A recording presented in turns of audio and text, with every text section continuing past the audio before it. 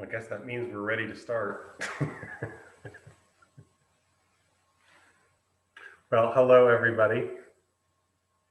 Welcome to the third section of our first day of the Rohatssu retreat. I think this one's about 2 hours and 15 minutes long. So there'll be Zazen, Kinhin, talk, and some Zazen again. So it's lovely to see you all. So we'll start with a half an hour of Zazen, no, 40 minutes of Zazen. So if you get sore, care for your body, get up, do some Kinhin, try a different position. So do care for your body, okay?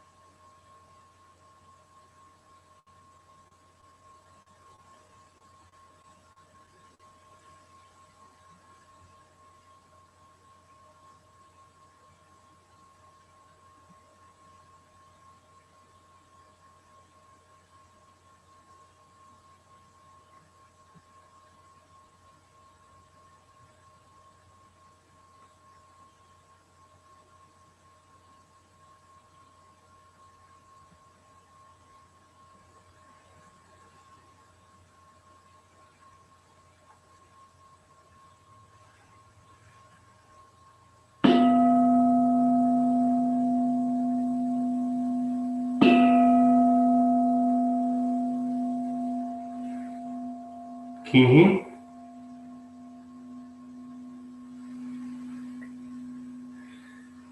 And if you're not used to sitting 40 minutes, make sure your feet are awake. Don't stand up on feet that are asleep.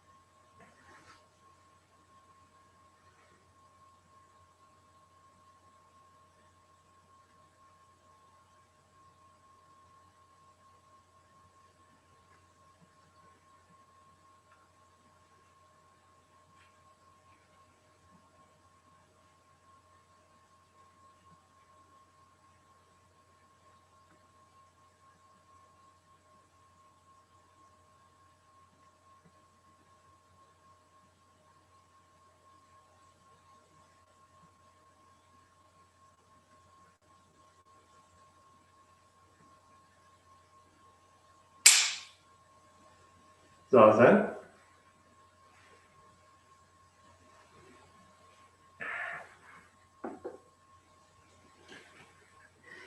actually have our first talk. So if you want to sit facing the camera, that's fine. If you want to sit facing the wall, that's fine. Please be comfortable.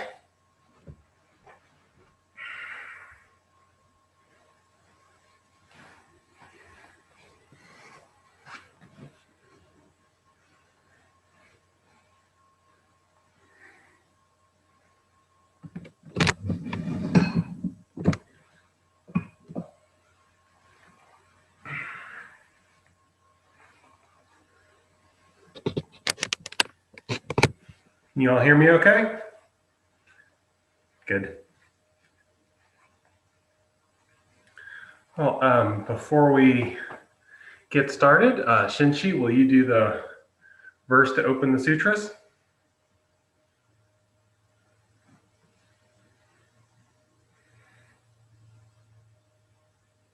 Good to unmute my microphone.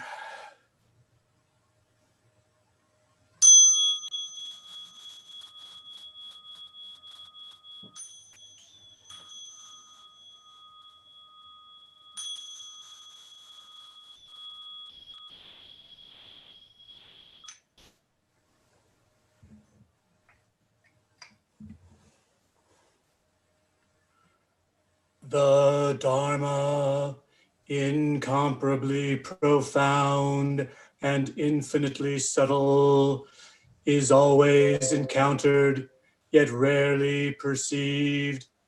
Now we see, hear, receive, and maintain this. May we all realize the Tathagata's true meaning. The Dharma, incomparably profound and infinitely subtle, is always encountered, yet rarely perceived. Now we see, hear, receive, and maintain this. May we all realize the Tathagata's true meaning.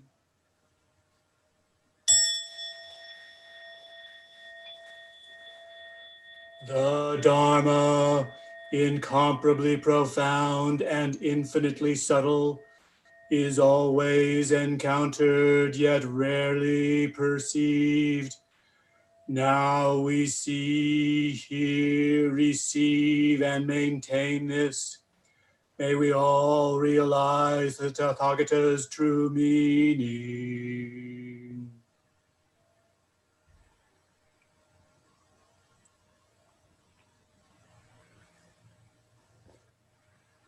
Lovely, thank you.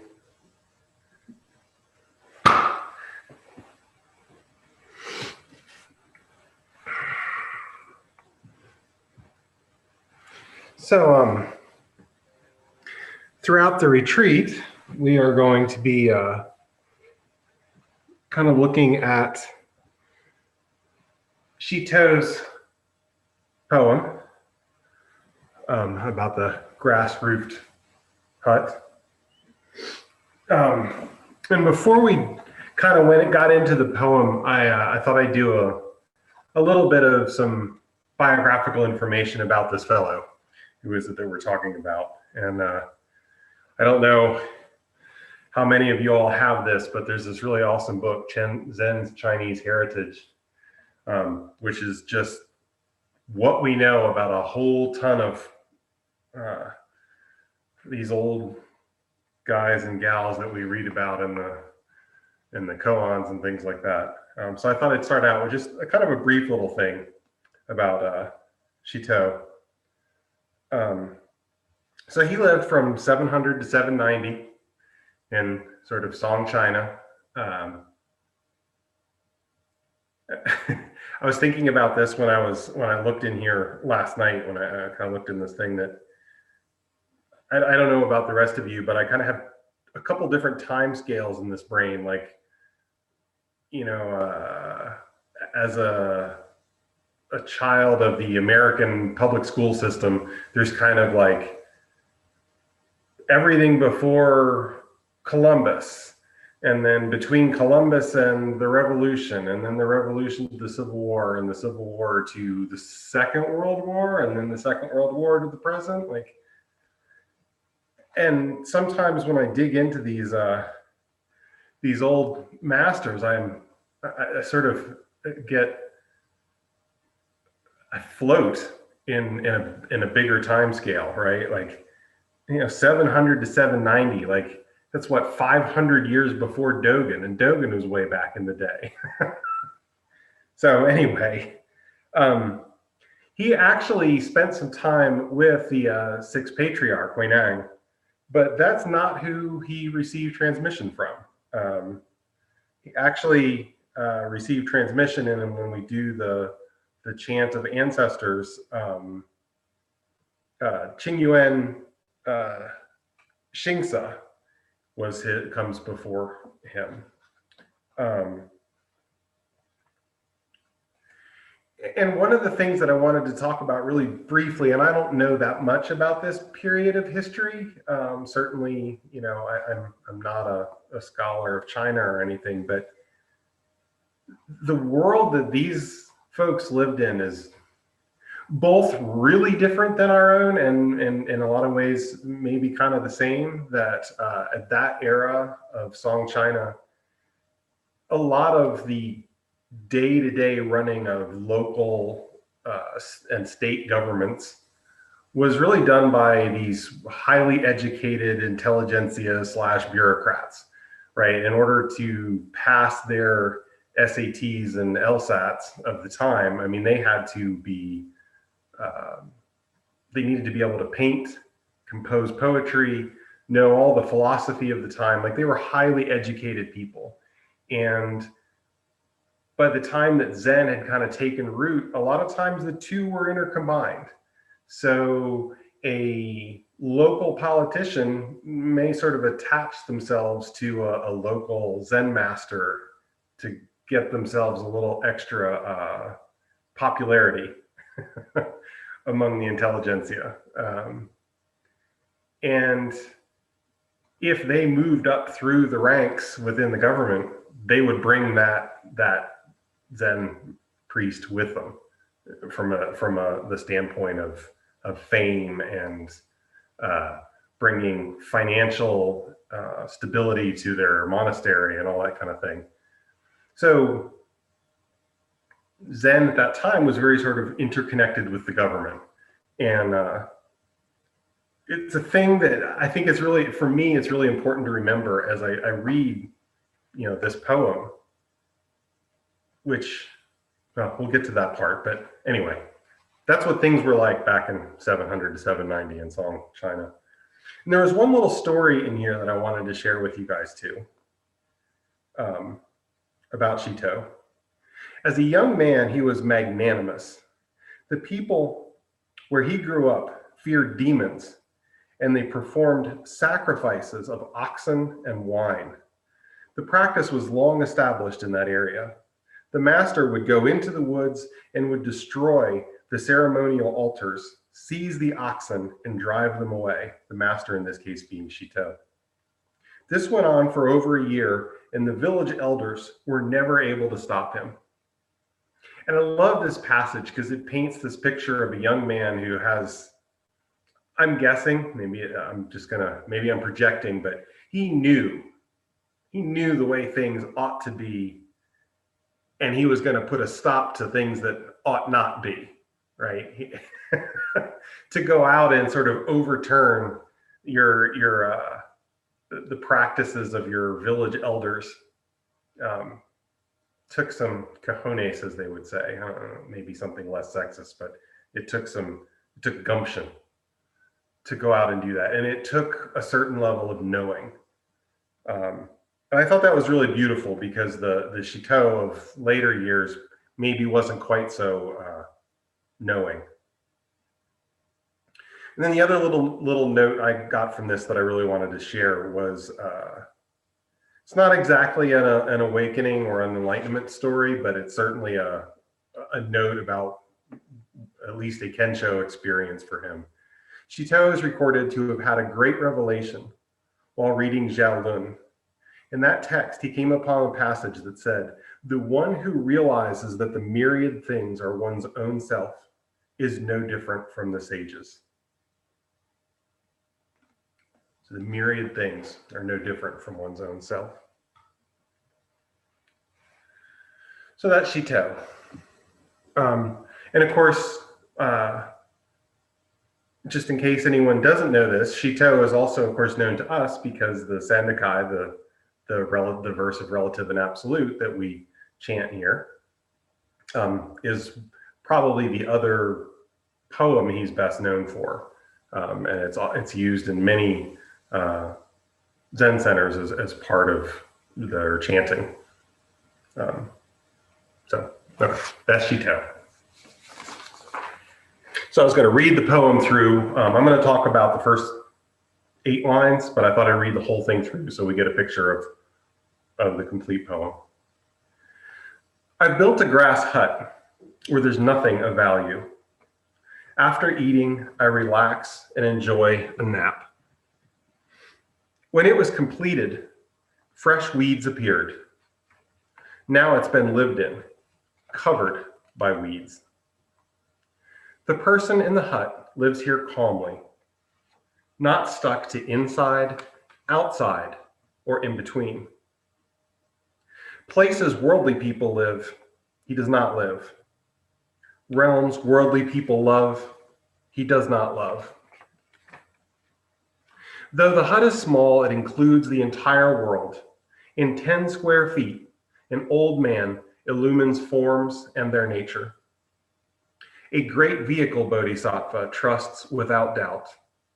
The middling or the lowly can't help wondering, will this hut perish or not? Perishable or not, the original master is present, not dwelling south or north, east or west.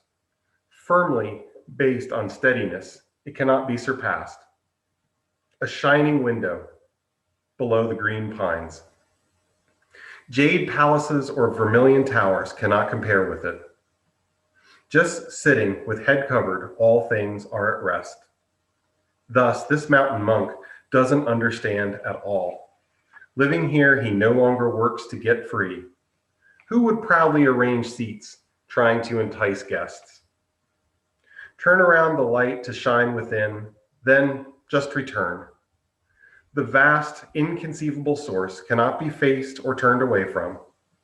Meet the ancestral teachers. Be familiar with their instruction. Bind grasses to build a hut, and don't give up. Let go of hundreds of years and relax completely. Open your hands and walk innocent. Thousands of words, myriad interpretations, are only to free you from obstructions. If you want to know the undying person in the hut, don't separate from this skin bag here and now.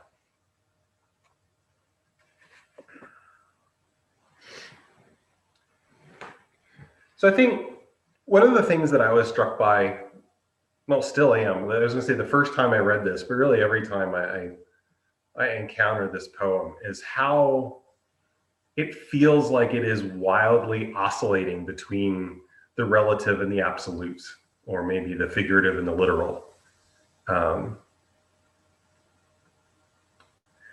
But this is the same person that said the relative fits the absolute like a box in its lid. So right there is a teaching. It shows how I want things to be one thing or the other. I want them to be relative. I want them to be absolute. And so when I engage with this poem, I feel like it's going back and forth when in fact he's describing, I think, reality as it is, relative and absolute, fitting right together, which I think is really beautiful. So I've built a grass hut where there's nothing of value. And I think, so the first thing with this is it was a literal hut. This is not a figurative hut. That Shito was the abbot of this monastery, and he had, I don't know if he had monks and nuns or just monks, but he certainly had people training under him, practicing every day in this monastery of presumably wood and stone, of government power that sustained it financial resources to sustain it. But he has literally bound grasses together, and he's made a hut, and it's nearby. So he practices and he teaches, and then he goes and he lives in the hut. So it's a literal hut. Is it a figurative hut? Is it, yeah, yes, probably. But we can't forget that it's a literal hut put together from grass, not even saying sticks and bark, but grass piled up and bound together. So he's built this grass hut where there's nothing of value. And when we kind of look back at the history of Buddhism, and we go back to, say, the Buddha's time and the Sangha of that era, monks had a very short list of things they were allowed to have, of material possessions: their robes and their bowls. Was it three? I think 3 robes and their bowls. And so having nothing of value is a core part of sort of Source Buddhism's practice. And here's this, fellow who is now in charge of a monastery, right? And so I think that contrast really is striking to me. It really resonates. That I kind of thought of it when I was thinking again through this last night, that this would be like the dean of a university living in a tent on the quad, right? He has a significant amount of power and prestige that come from the system that he lives within, or she lives within, and then let all that go and live in a tent or in a grass hut.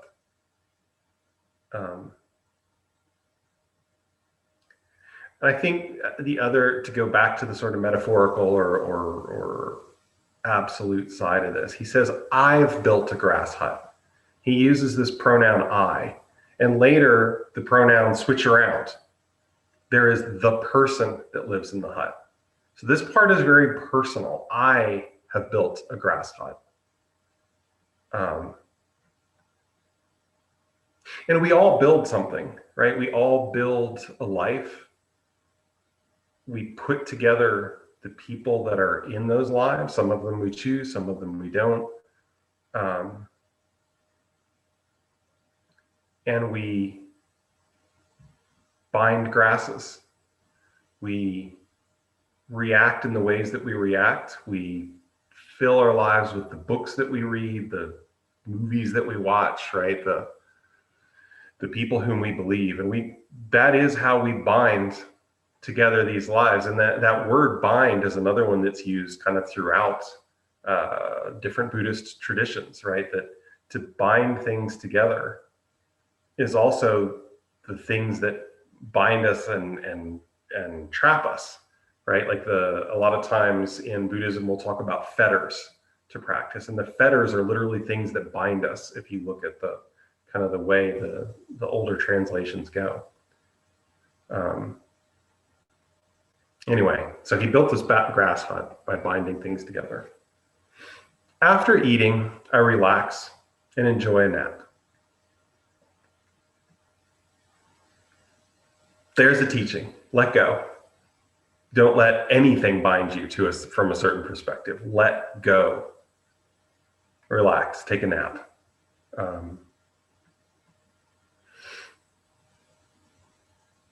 But another thing I was sort of struck by when I was reading this through last night was that another sort of old Buddhist term is the skandhas. They are, which kind of translates as heaps or piles.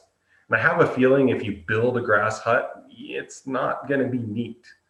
It's going to be messy. And, we picture, like, I kept picturing a thatched roof hut, like from Europe. And I don't know how that looked like, would be similar or different to what he built, but it's a big stack of grass. It's a pile of grass. And there was this model in early Buddhism, and I don't know that we wouldn't deny it in the Mahayana tradition, even though it's not focused on. The skandhas are like what go into creating any sentient being. You've got form and sensation, perception, all the mental activities of the mind, and our consciousness ultimately come together to create sentient beings. And what the Buddha teaches is that if you pull those apart, you look inside of them, they have no intrinsic existence, and you can't find a self anywhere in them. And so Shito says, let it go, take a nap. Let go.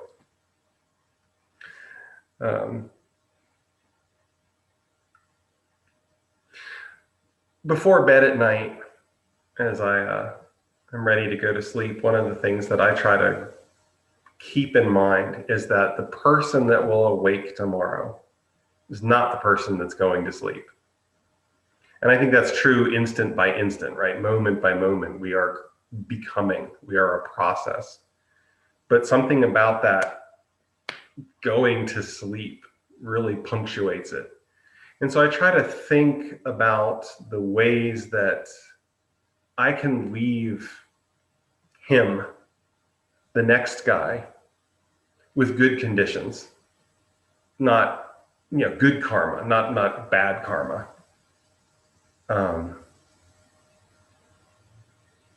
So everything we do in our days that are positive, that water seeds of compassion and caring and insight, are really a gift to our future selves. So thank you, all of you here today who are giving your future self a little gift. And I think when we look at Shito, like, we can tell he is leaving future Shito a pretty good gift. He is watering positive seeds with his grass hut, and he gets to enjoy that nap. When it was completed, fresh weeds appeared. And kind of going with that, the next line, now it's been lived in, covered by weeds. I've written about it in the forum. I've talked about it on some talks. My wife and I have spent the last 2 years building a house. It is not a grass hut by any stretch of the imagination. And it was deteriorating before it was even finished, right? As we all are, right? Like the first moment of death is conception or birth. This is the way things are. They are changing and falling apart as we are literally putting them together.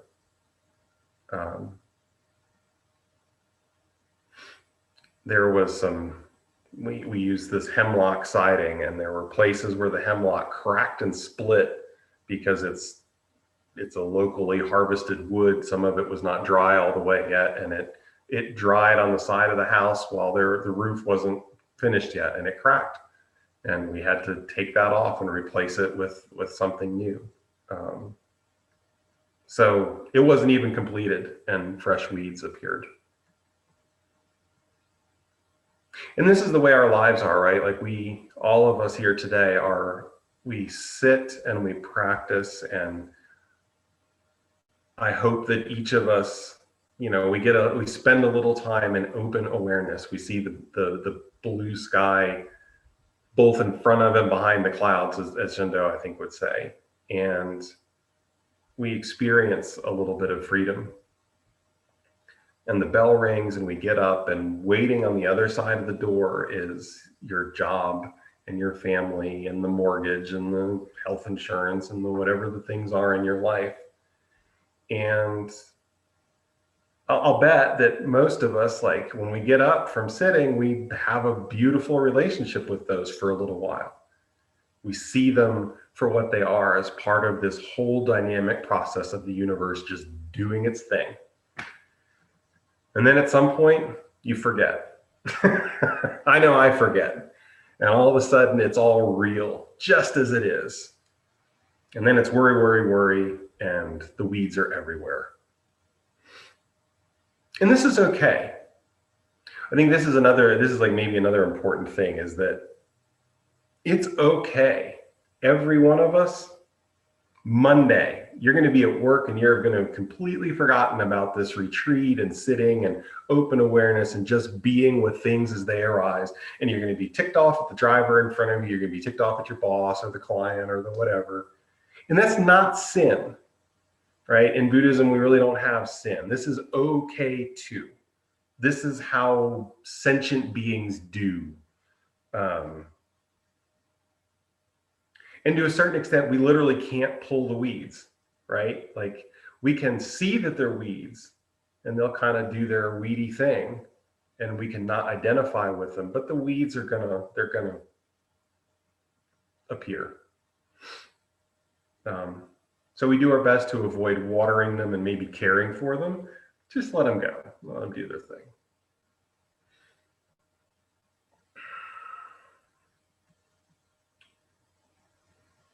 And the other thing I think I was thinking about with the poem, to go back to the sort of relative of it, is if you built a grass hut, how do you differentiate between weeds and grass? If there's grass growing in my vegetable garden, I'm gonna probably call them weeds. It's all right here, right? Like, there it is. Weeds and grass, are they really any different?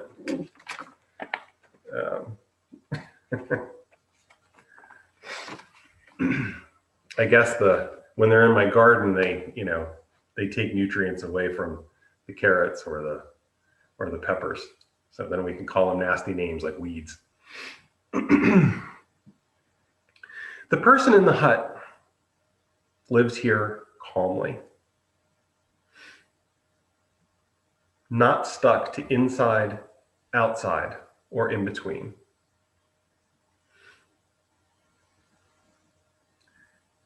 So here's the switch that I referenced earlier. I built a grass hut. The person in the hut. What's up with that? Like, well, what's with the pronoun change? And I think some of this is moving back and forth between figurative and literal and all that. But I don't know. It's an interesting thing. I leave it to all of us to wonder, why did I build the hut, but the person lives there calmly?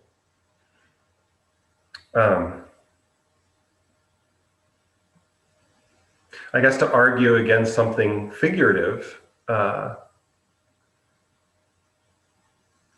different sort of, again, throughout history, Buddhism has constructed some pretty rich sort of psychologies. We've got the Abhidharma that teach us that the 6 sense organs give rise to 6 consciousnesses. So, and that's part of what we chant about with the Heart Sutra. Eye, ear, nose, tongue, body, mind. Those are the 6 sense organs. And from them, there is a mind consciousness, there's a nose consciousness, there's an ear consciousness.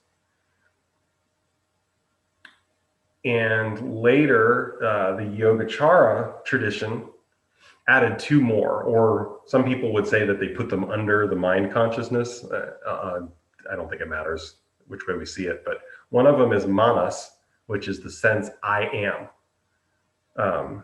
And the other is alaya, which is the seed consciousness, that thing that I talked about earlier, right? Like we water these seeds for our future selves.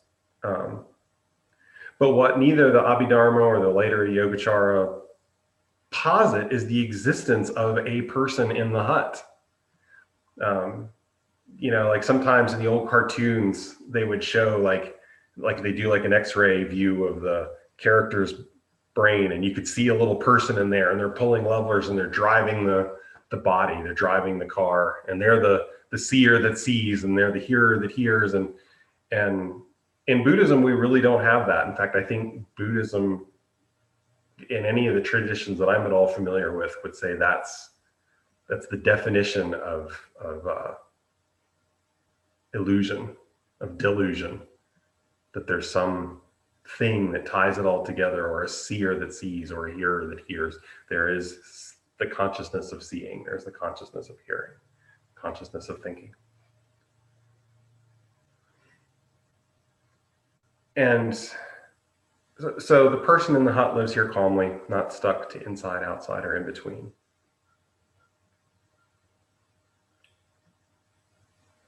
Not stuck to inside, outside, or in between. I'm not sure, so take this one with a grain of salt, but I think my take on this is we just sit, but we don't just sit. We don't get stuck to the inside. To just sit would be to spend the rest of our lives in silent, beautiful repose, concentrating and creating whatever. We don't just sit, but we do just sit. So I think that's, to me, that's what it is to not get stuck inside. Don't get stuck in this mental space.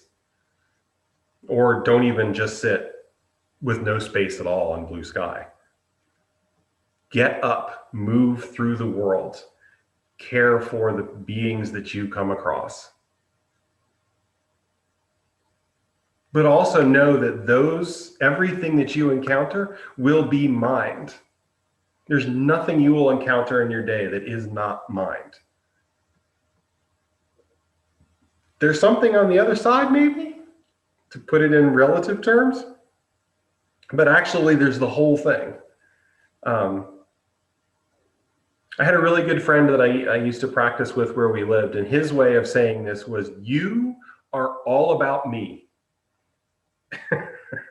Which is to say, when he would meet someone, he openly acknowledged that that which he met and interacted with was a projection of his own self. He didn't deny that there's somebody else out there. There's somebody else out there, but it's very difficult. Maybe it's impossible to connect with them directly.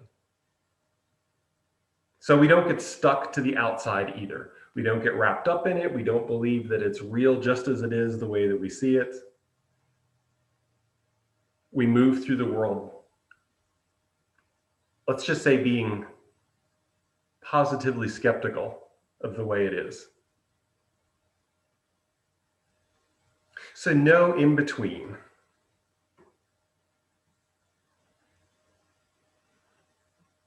It's all your mind. Not all your mind. It's all mind.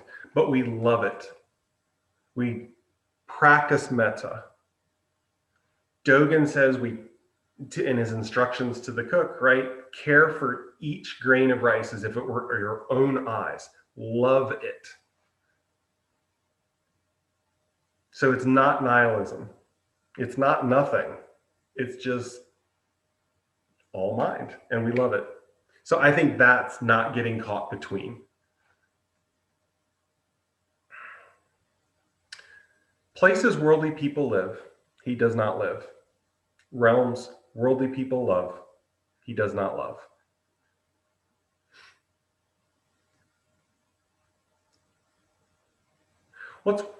What's worldly?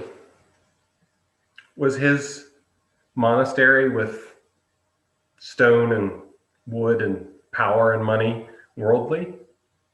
He lived there part of the time, training people. Was his hut worldly? I mean, when it rained, presumably it kept him from getting wet.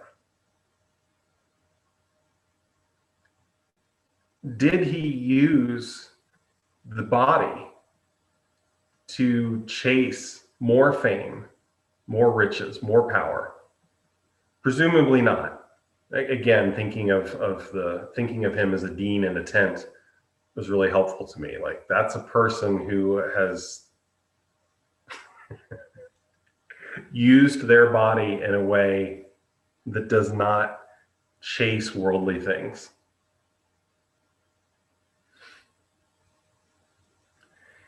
I didn't actually read this section, but in the Zen's Chinese Heritage, one of the other things that it mentioned is that while he was practicing with the sixth patriarch, he didn't want to ordain.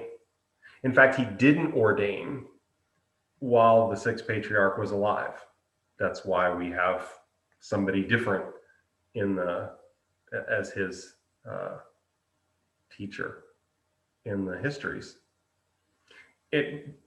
I don't know how they know it. It's kind of like my Wikipedia brain says citation needed, but it does actually mention that one of the six patriarchs' last wishes to him was that he would go and meet and ordain with someone else. So, you know, I guess we take it with a grain of salt. It was in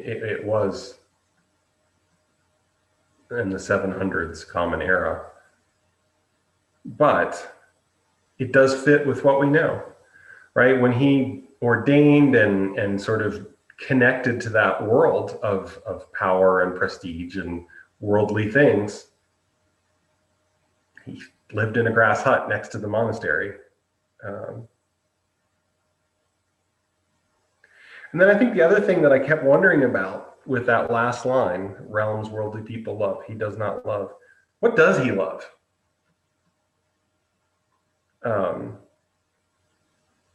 Does he love all beings?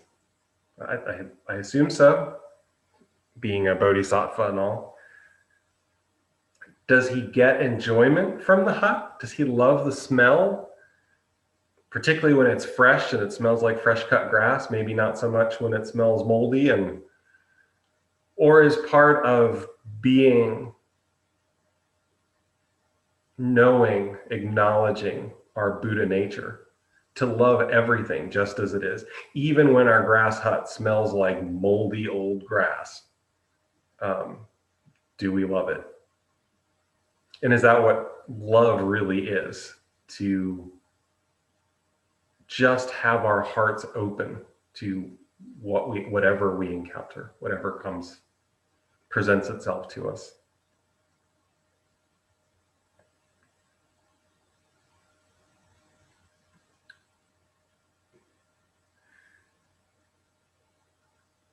I guess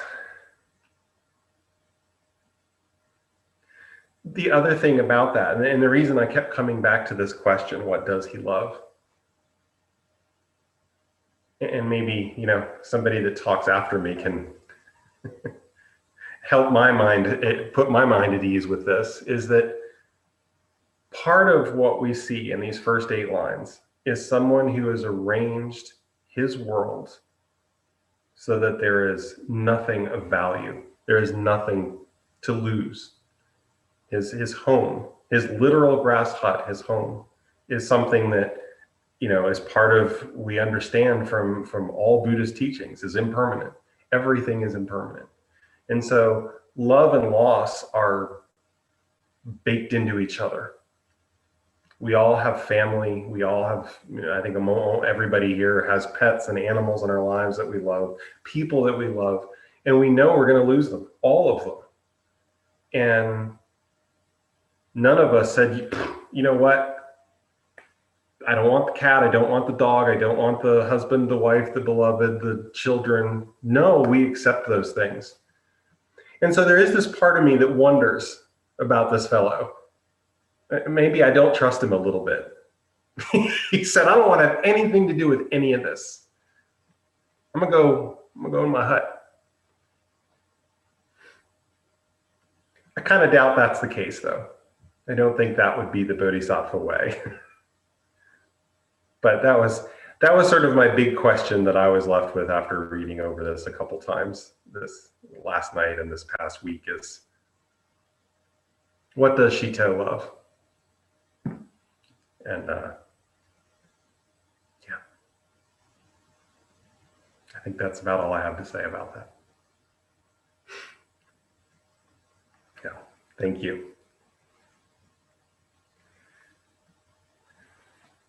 Does anybody want to have any comments, questions? Fruit to throw?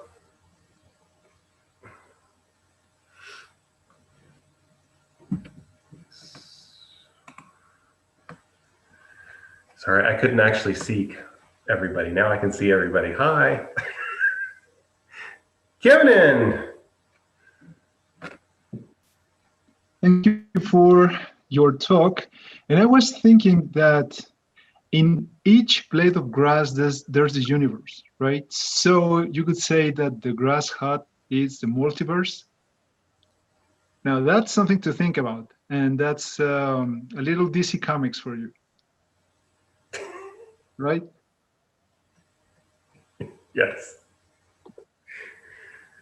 I think I've said before, I can't remember if I've ever written about it in the forum, but when probably 3 ongos ago, when we were doing the meal chant like my whole family joined me in the meal chant at least every dinner, but we tried to do it every meal we were together. And my son said, can we make some updates to this? And I was like, okay. So it's not the universe, it's the multiverse. Like, so may all beings in the multiverse be sufficiently nourished. Every blade of grass, every aphid on every blade of grass, whatever that looks like in your world. Beings out there in world systems where grass is purple and aphids are polka dotted.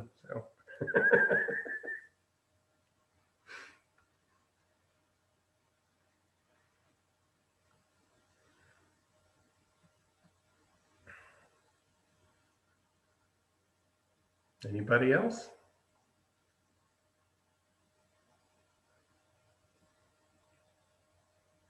Okay, good. Well, I guess we have I don't know. Oh, we can go as Jendo would do. Let's have a really short zazen, zazen being neither long nor short, and then we'll have some kinhin. So, thank you all.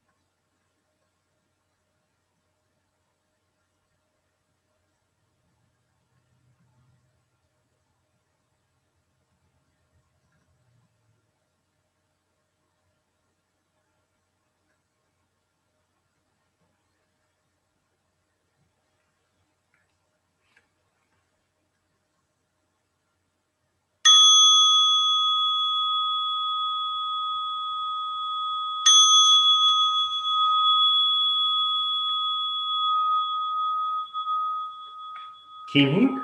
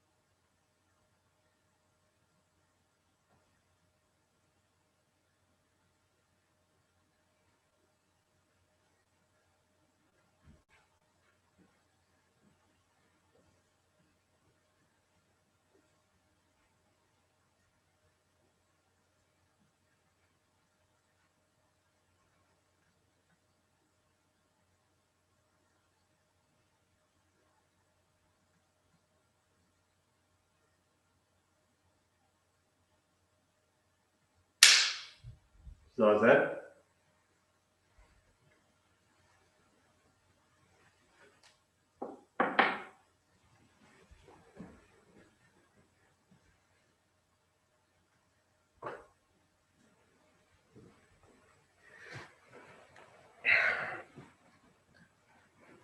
I wish I had thought to bring these over before the talk, but I wanted to share this with you all. On the altar here, I keep a feather from every pet bird I've ever had, whom are all gone now, and paw print of my dear dog Sunny, whom most of you have seen at some point or another. At least if you've been here a few years, he always used to sit with me. And this is why I asked the question, what did he love? Am I a worldly person? Right? Yes, I am a worldly person. I keep these on the altar. But love and loss are so interconnected. So, I don't know. Take from that what you will.